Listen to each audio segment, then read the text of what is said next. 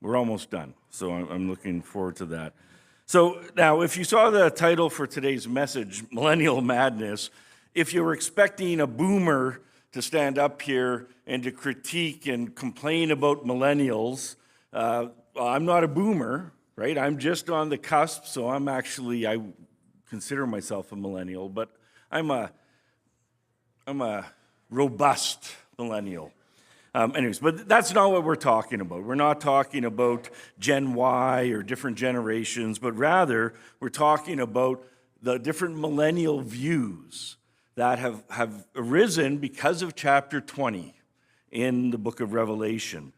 And so this is something which has been a focus of so much ink and paper and speculation, and that I think it is kind of bordering on madness.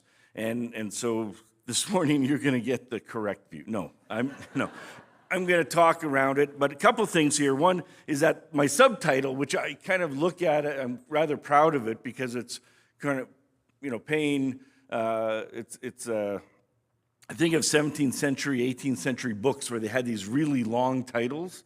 But I think this passage is talking about the vindication of the martyrs, the defeat of Satan, and final judgment. And so after we sort of talk about some of the different ideas surrounding it, we'll focus in on that. So millennial madness now, okay, when we talk about eschatology, right, that this is what we've been focusing on really for a lot of this. Eschatology is this fancy $5 word that really means a study of last things, right? Eschaton is last, and so the study of last things. And as Christians, we have different sort of things that make up. When we think of the end, when all is going to be, come under Christ and all is going to be wrapped up, what are the things that we're talking about? Well, we anticipate the second coming of Christ, right? The blessed hope.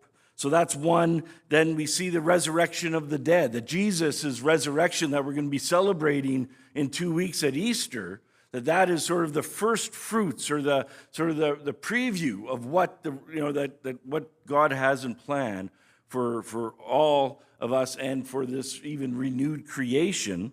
And then you have judgment, right? That where all will stand, and we'll talk about that this morning. That all one day will stand before God, before the throne, and have to give an accounting. And then from there, you have the new heavens and new earth. This vision, particularly that you see in Revelation chapter 21 and 22 of the renewed creation, and that where God's purposes are finally all sort of complete and made. And now the question is then, well, where does the millennium fit in? Why are we even talking about this? Well, we're talking about it because it's mentioned in this passage. And really, this is the only place where it's mentioned, is in these verses in the book of Revelation. And so with that, there's actually, a number of different views that have arisen throughout church history. And it's far more complicated, by the way. It's far more complicated than this summary of the views recognizes, right? But these different views all relate to the millennium in connection with Christ's return. And so some of them are called premillennialism, right? Because the idea there is that Jesus comes before the millennium. And there's a couple different, at least two different varieties of this. There's a historic version of this, and then there's a particular dispensational, which if you don't know what that means, I'll mention a little bit more, but don't worry about it. There's postmillennialism, which argues that Jesus comes after this period that's identified as the millennium. And then there's amillennialism, which that's sort of the alpha privative. That's saying that just crassly, well, there's no millennium. Well, that's not quite true. It's rather that the millennium is this present age between the first coming of Christ and the second coming of Christ. So it's an inaugurated millennium is what a lot of them would prefer that this is called. So now I have charts, okay? So this is exciting. There's charts coming up. And these charts have a lot of details on them, so historic premillennialism, right? Sort of this is, again, where you find Christ returns before this millennium.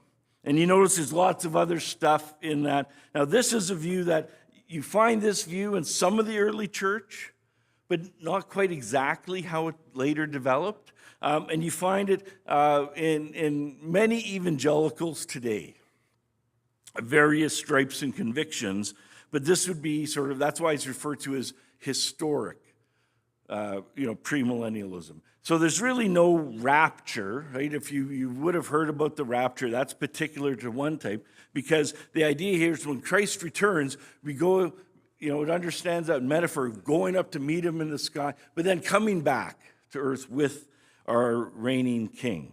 And so this is, there's lots of details about this, but this view does see that Christ returns, then there's this temporary period called the millennium, maybe 1,000 years, maybe not.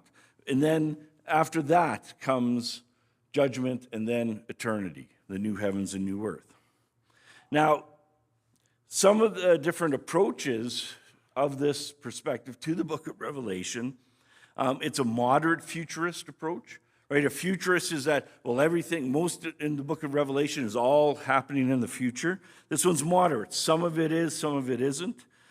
It tends to deal with it somewhat literally, but also recognizes that Revelation is full of symbolism all the way throughout, and that at least in reference to chapter 19 and 20, that there is this chronological sequence, that chapter 20 follows after 19, and you think, duh, but part of it is this idea of recapitulation that we've seen throughout the book, like the book of Revelation goes forward and then it goes back and goes forward and goes back. So this view tends to be a little bit more pessimistic about the world, right? Because it is seen that things will get worse before Christ returns.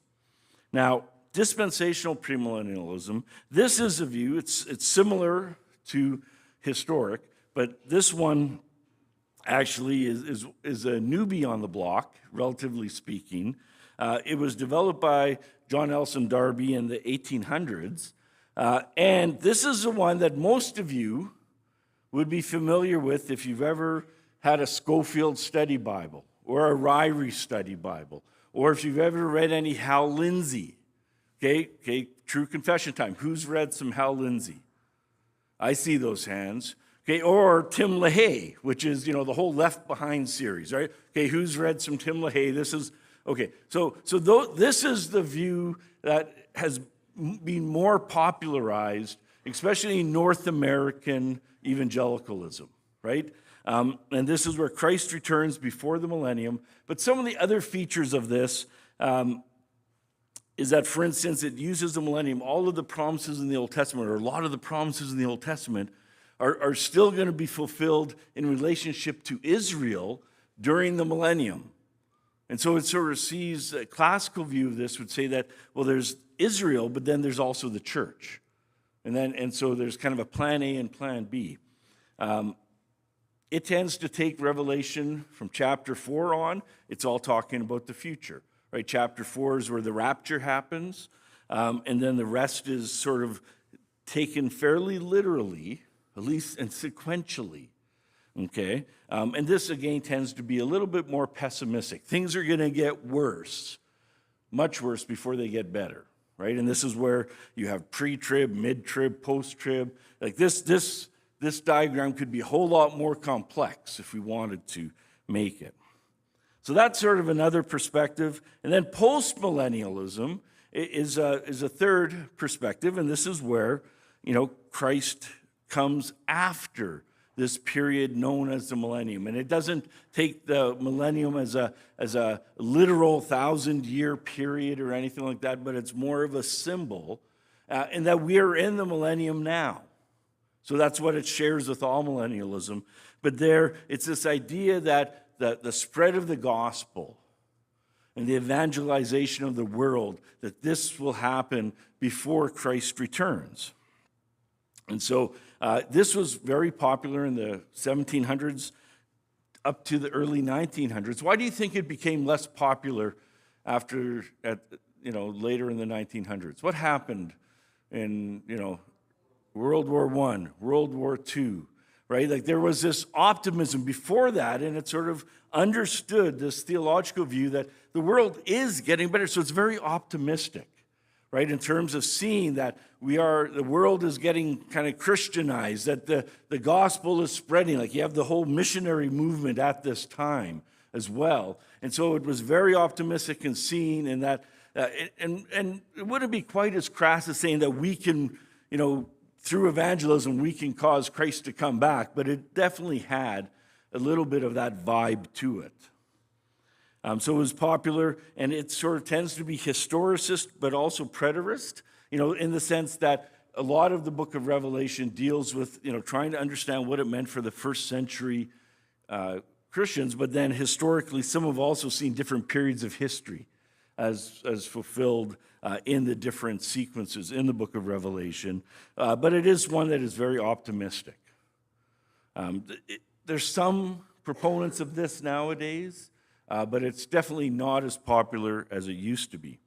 And then amillennialism, this is one where it recognizes that, again, the millennium is more of a symbol. It's more of a description of this age that we find ourselves between the first coming of Jesus and his death on the cross, and then when he returns in glory.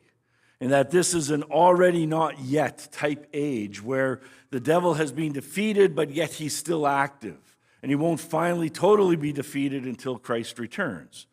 Now, this view has been the dominant view for most of church history.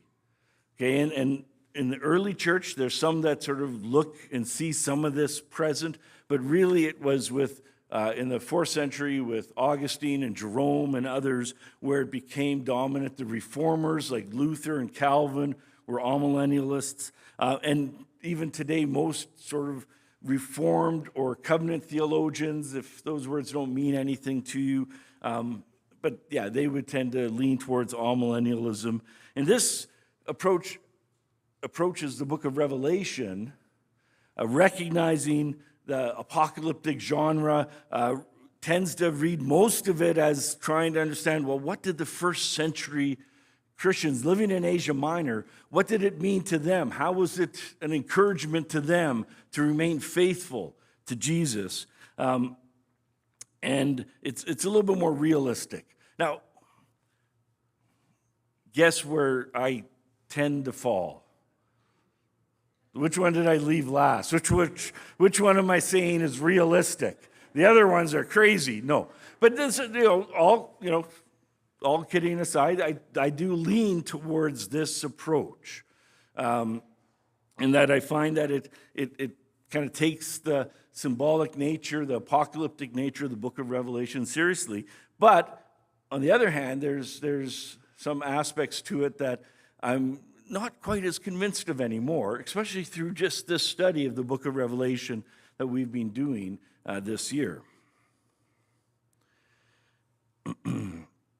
Now, one of the reasons why I'm not quite as enamored with amillennialism, or really any of the positions anymore, is because I find that Revelation, the book of Revelation, doesn't fit into any of our boxes very well. Right? It is just weird.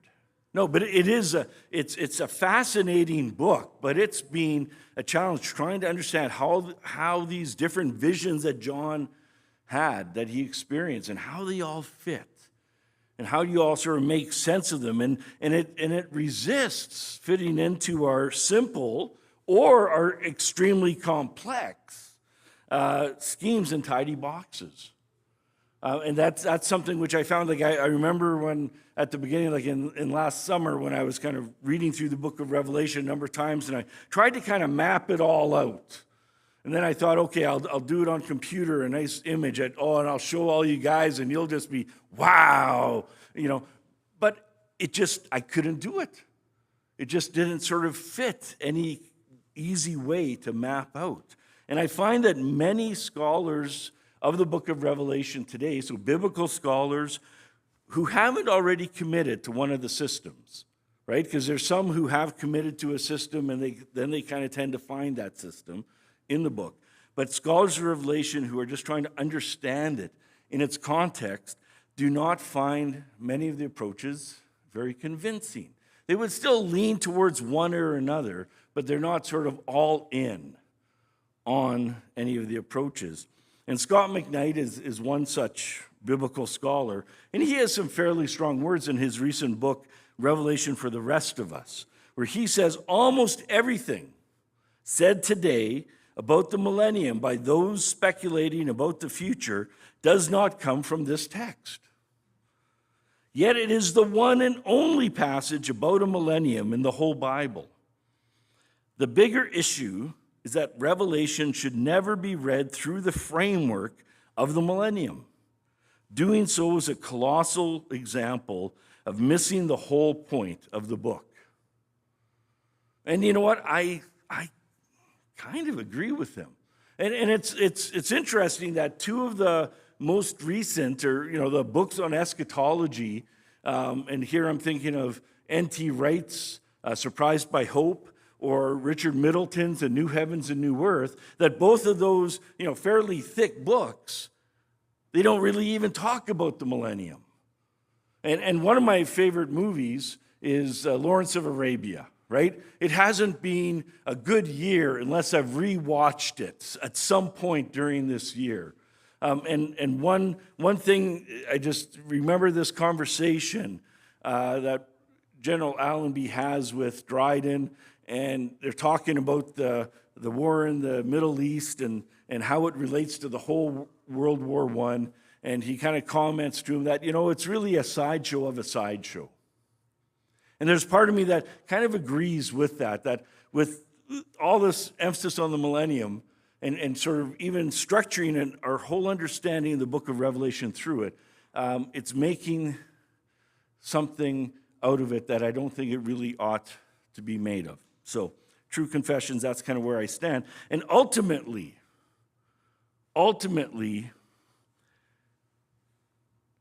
panmillennialism is where I would find myself in the end, because it will all pan out in the end.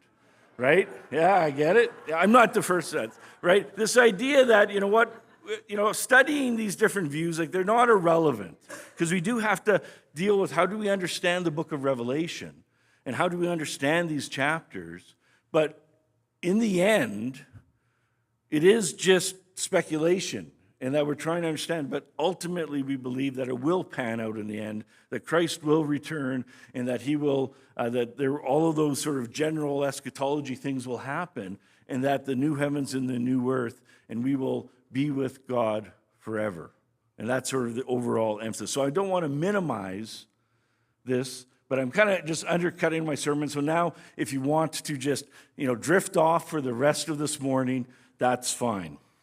So we're going to look at the text now. And here the text has sort of four main sections. The binding of Satan. Then in verse 4, we have the reference to the millennium, but I think that's really more about the vindication of the martyrs. Then the defeat of Satan, and then final judgment. So looking at the binding of Satan, now this is sort of an amazing passage where you have, when you think of using our imaginations, when we see this great angel coming down out of heaven, having a key to the abyss, and holding in his hand a great chain. So here he has this huge chain.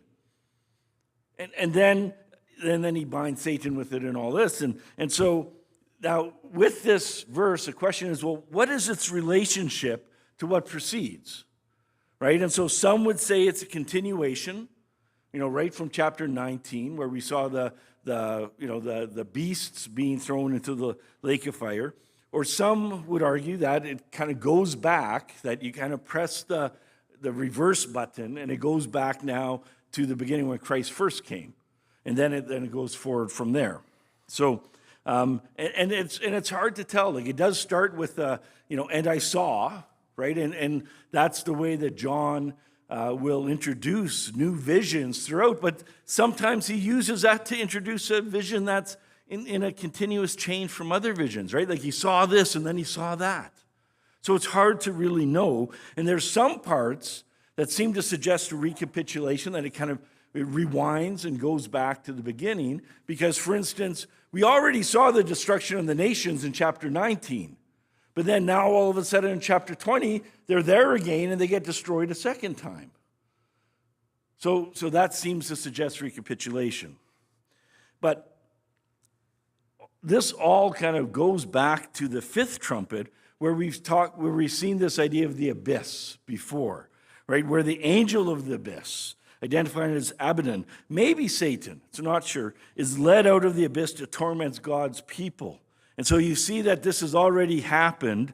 And then now the question is, here Satan is sent back to the abyss, which could be seen as a deliberate reversal of what Satan was allowed to do earlier.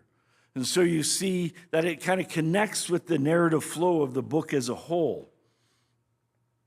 And then, of course, Satan is bound. He seized the dragon, that ancient serpent who is a devil or Satan, and bound him for 1,000 years. So he takes that humongous chain and he's, I don't know, does he lasso it around the dragon? I'm not sure. Which of its heads, right? Because it has 7 heads. Does he get them all? But you can imagine this vision that John has, and he's trying to represent it.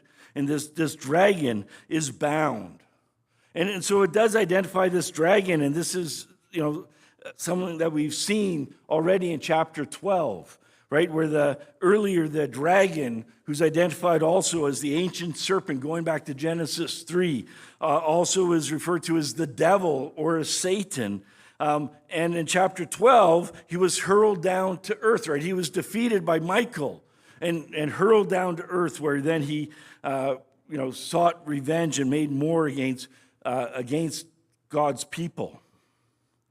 And then we see that when we encountered the beasts, right, in chapter 13, the true power behind the beasts was the dragon, right, was Satan. And so we've seen this dragon before. And this dragon is bound him for 1,000 years to keep him from deceiving the nations. And here, the meaning of bound is one thing that, what does it mean? Now, in this passage, it's very clear that it's clarified, it's specified, what does the binding mean? It's to keep him from deceiving the nations.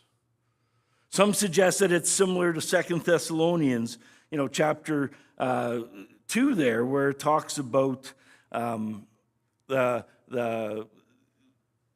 man of lawlessness kind of being held back for a time until an appointed time when he'll be released. But this idea of binding is one that for all millennialists, kind of like myself, would see as the defeat of Satan would happen when Jesus came and died on the cross, and where he defeated Satan. And so you think in Mark chapter 3, verse 27, Jesus talks about the binding of the strong man, right? That he is bound so he can plunder the strong man's house. And that is seen as something that is happening in Jesus' ministry. Or in John chapter 12, where Jesus says, just before he's going to the cross, and he says, now the time for judgment on this world, now the prince of this world will be driven out. And I, when I'm lifted up from the earth, will draw all people to himself. Right, so it seems to be talking about that the prince of this world will be driven out.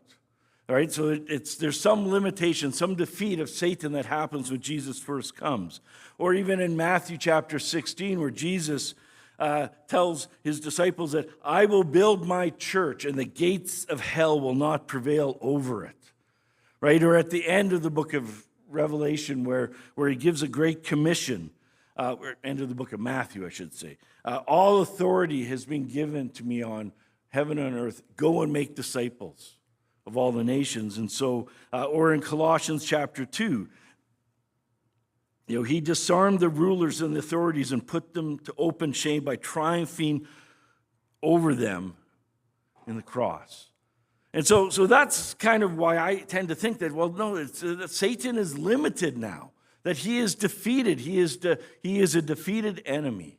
But not all hold that view, right? And some see that, well, yes, something that there was a defeat of some sort with the cross, but what's being talked about in this passage is different, and it's something that yet is going to happen in the future. Because when we look at this world around us, we recognize that, well, Satan is still active in the world.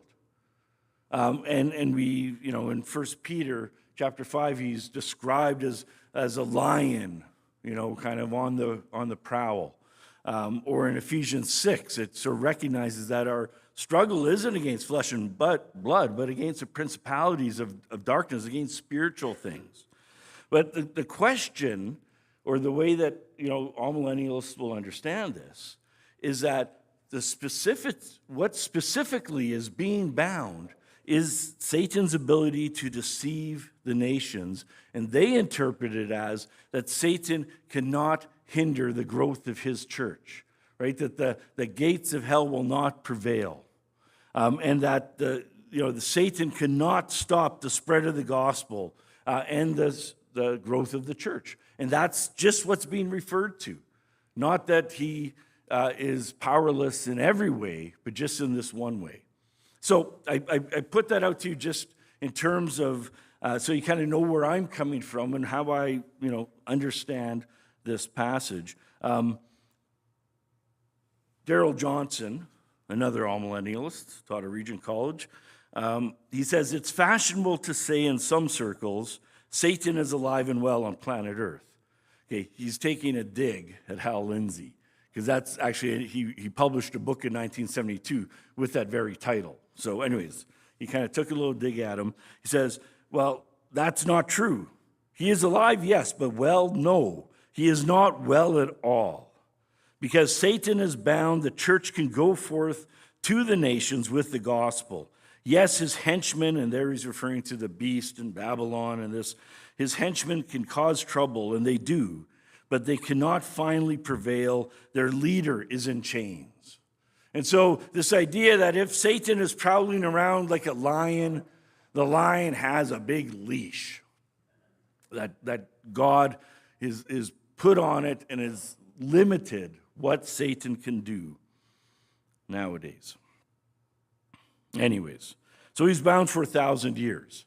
And like most of the numbers in the book of Revelation, and this is sort of one of the questions that comes up, is that, well, you see all these symbolic numbers throughout the book. Why take this one literally?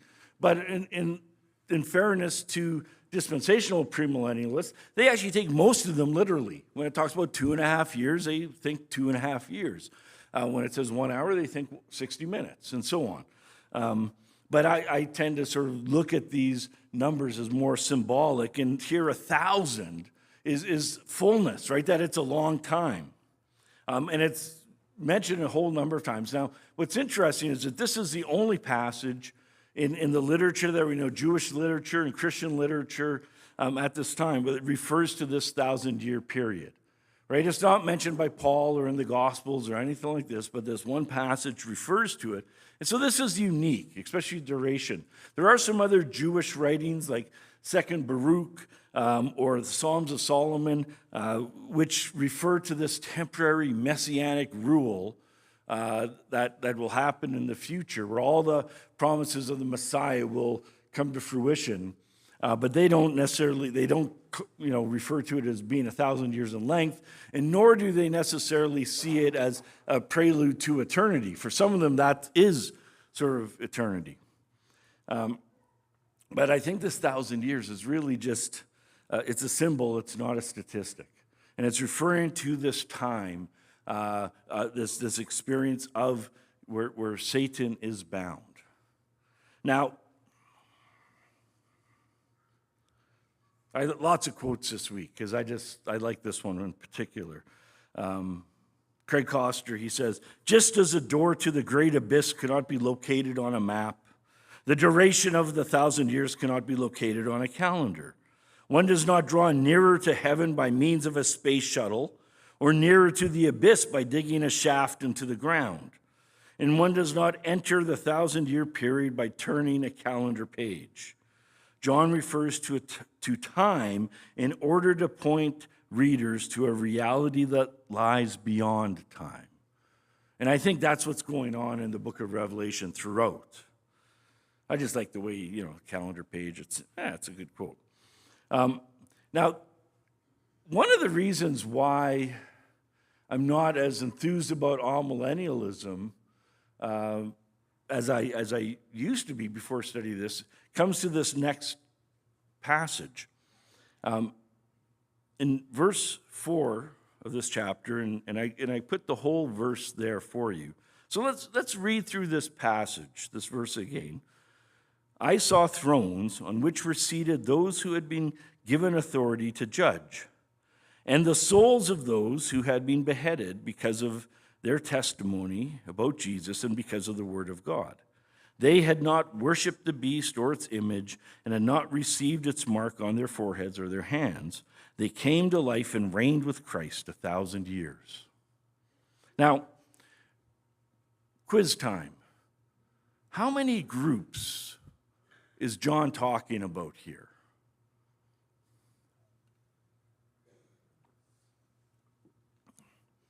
Is he talking about one group? Two groups? Three? More? This is sort of a key verse for understanding the millennium, right? Because it says, well, who is raised during the millennium?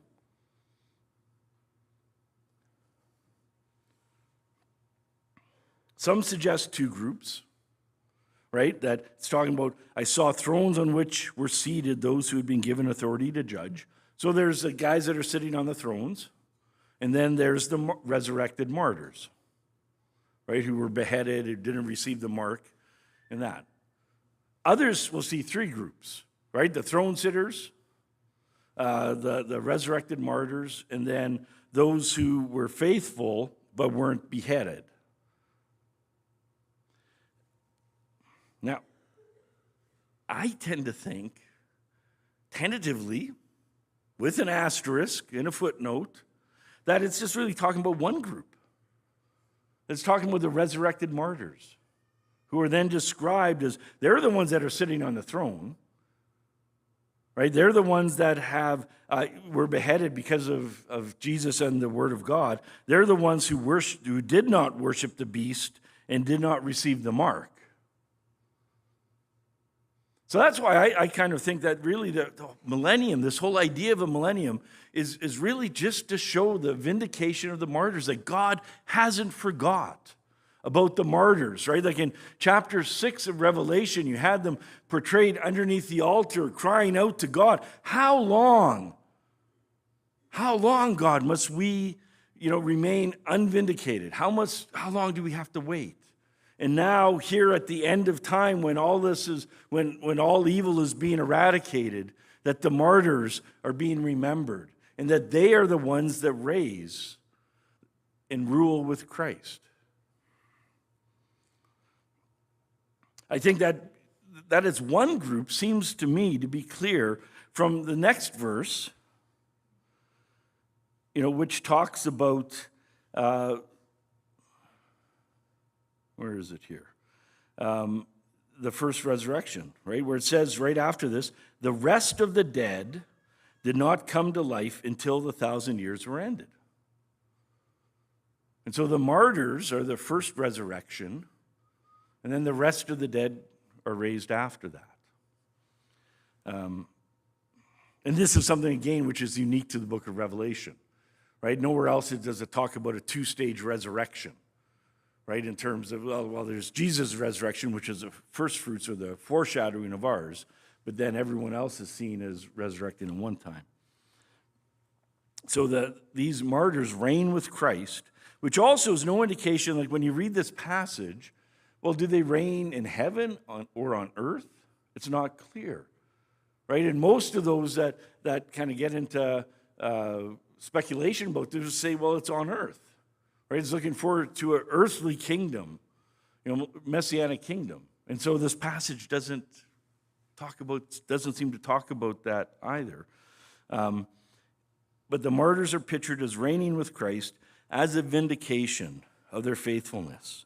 which is a promise that is made to all believers in Matthew and in 1 Corinthians, and that one day we all will return with Christ. But now here there's this emphasis on this special group of people who gave their life, who were faithful to death to Jesus. UK scholar Richard Bauckham, and I have a quote here from someone from the UK, someone from Canada, and someone from the States. So, everyone. No, I'm just joking. But again, lots of quotes today. Richard Bauckham, in his theology of the book of Revelation, a magnificent study, he says the theological point of the millennium is solely to demonstrate the triumph of the martyrs, that those whom the beast put to death are those who will truly live. The millennium depicts in meaning rather than predicting the manner of their vindication. Right? So it's a symbol talking about the meaning, the significance that the martyrs hold a special place in God's eyes. Canadian scholar, New Testament scholar Gordon Fee, John's major concern here is not with the time as such, but with the special place God has reserved for those who have been killed by the state simply because they were followers of the once slain, now risen Lamb. What all of this together seems to point to, therefore, is not a literal 1,000-year reign on earth for a special group, but an intentional reminder to all of God's people that God has not forgotten his own. And I'll skip the next quote because of time. So, provocative idea that really we've had, that everyone has the millennium wrong. But just a thought. And then it goes on, it talks about the defeat of Satan. And the devil who deceived them was thrown into the lake of burning sulfur. So after this battle that Satan is defeated, and like the other battles we've seen, the battle isn't much of a battle at all. But it's rather a decisive victory for God who throws the devil into the lake of fire where he's eradicated. And the lake of fire is really only mentioned in the book of Revelation. It's referred to as a second death. And it's a place where all evil is eradicated. It's gone, right? And so here you have this ultimate. We've seen the defeat of the harlot, of Babylon. We've seen the defeat of the beasts. And now we have the defeat of Satan himself. And that leads then now God can, judgment, and God can then rule and bring in the new heavens and new earth.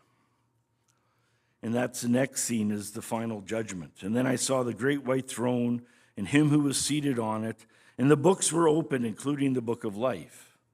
And this is the only judgment scene that John knows, one that seems to be pictured as a general resurrection of all the dead, besides, the martyrs who were risen earlier. So you have all the dead standing before the throne as the books were opened. And so there's two books mentioned. One is the book of, we call it the book of deeds. It's never specifically called that, but it's the books that everything that was written that people have done. And this is a book that people are judged by. And you see a number of references to this idea of judgment, that one day all will be judged. 2 Corinthians chapter 5 sums it up nicely. For we must all stand before Christ to be judged. We will each receive whatever we deserve for the good or evil we have done in this earthly body. And then you have the book of life, or the Lamb's book of life, as it's referred to as well. And this is where, which the names of the followers of the Lamb are found. And so it's on the basis of these two books, everyone is evaluated and judged. And the dead are judged according to what they had done as recorded in the books. All were judged according to their deeds. Now, the question that comes up, is this salvation by works? Right? It kind of seems to be, because it kind of takes a look, what have you done in your life? And if you've done, I don't know if it doesn't sort of look at this balance idea, but if you've done more good than evil, then you get the thumbs up. But we know from Paul and other places in Scripture that salvation is by God's grace. And I think here you see this emphasized as well, because in a couple other places in chapter 13 and chapter 17, when he refers to the book of life, it says that these names are written in it from the creation of the world, which is a way to say that irrespective of how we lived our lives, these names are found in the book of life. that it's all based on God's grace, that salvation is by grace alone. But human responsibility is also important, right? And it's this balance. Our deeds are important, and we see throughout the book of Revelation that our deeds are important. Like even, repeatedly in the letters to the 7 churches, Jesus says to them, I know your deeds, like in 2 verse 2, 19, 3:1, verse 8, verse 15. And then in chapter 2, verse 23, he says that he is the one who searches the hearts and minds and will repay each of you according to your deeds. So we see in the book of Revelation that human responsibility is seen as something that is significant, but ultimately salvation is based on God's grace. There's a slogan from the Reformation times that says, we are justified by faith alone, but the faith that justifies is never alone. And this is, I think, what James is getting at, right? Faith without deeds is dead. That how do we demonstrate our faith? We demonstrate it by how we live our lives. In Philippians chapter 2 talks about, therefore, my dear friends, as you have always obeyed, not only in my presence, but now much more in my absence, continue to work out your salvation with fear and trembling, for it is God who works in you to will and to act in order to fulfill his good purpose. That we are saved by grace. 100% by God's grace. But God prepared good deeds for us to do in advance, as he kind of says in Ephesians. And so we are that grace should transform and should change our lives in a way that we love God more. We love one another. We love our neighbors. So Eugene Boring, another quote. Not a boring one, though. Okay. We are ultimately responsible for what we do, for it has eternal consequences. We are judged by works. God is ultimately responsible for our salvation. It is his deed on the cross that saves, not ours. We are saved by grace. And the sort of two have to be held together. So, what have we learned this morning? If you haven't dozed off, millennial views, there's a bunch of them. Okay? And I it will pan out, right? We don't have to worry about it. It's not something that our salvation is based on. But be knowledgeable about them. And the thing is, they all do have different vibes, right? I'm kind of, like vibes, like different senses or ethos, right? That some are more pessimistic about this world. Others are more optimistic. Others are more realistic. And so they do impact, and especially when it comes to the idea of fear over hope, right? Because sometimes all the speculation and all the things can really just induce fear. And I think that we are called to have hope and confidence in God. It talks about the defeat of evil.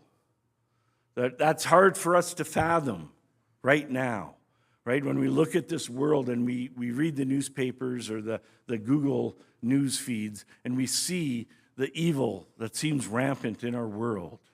But we can have confidence that one day when Christ returns, that it will all be finally defeated and eradicated. Talks about the reality of judgment. That's a sobering thought. But I just want to say that who better, like we like judging one another all the time, or judging other groups, right? But who better to judge us than the God who knows our hearts, who knows us and is loving and is graceful, that we will stand before him and that all will be revealed. But he is the only one that we can entrust with our lives. And then the hope of faith, that God's purposes will be accomplished. And as we will see in the next couple weeks, when we have this magnificent vision of the new heavens and new earth, where heaven and earth come down, and where heaven comes down and meets earth, and then we will live in the presence of God forever on his renewed creation, that we can have the certainty of hope that faith gives us. Let's pray as the worship team comes up to lead us in our final song. So, Lord, we do thank you that in all the detail, all the different views, that we can rest assured that you will win, right, Lord? And we thank you that you are working to redeem your creation. We thank you that you have paved the way for us through the cross, that we can be reunited and reconciled with you. But Lord, it's not just us, but you will reconcile all things in Jesus. And we look forward to that day with confidence, with hope. And Lord, give us strength and perseverance in our lives today, so that we may be found faithful when you return. In Jesus' name, amen. Will you please stand as we close our service together?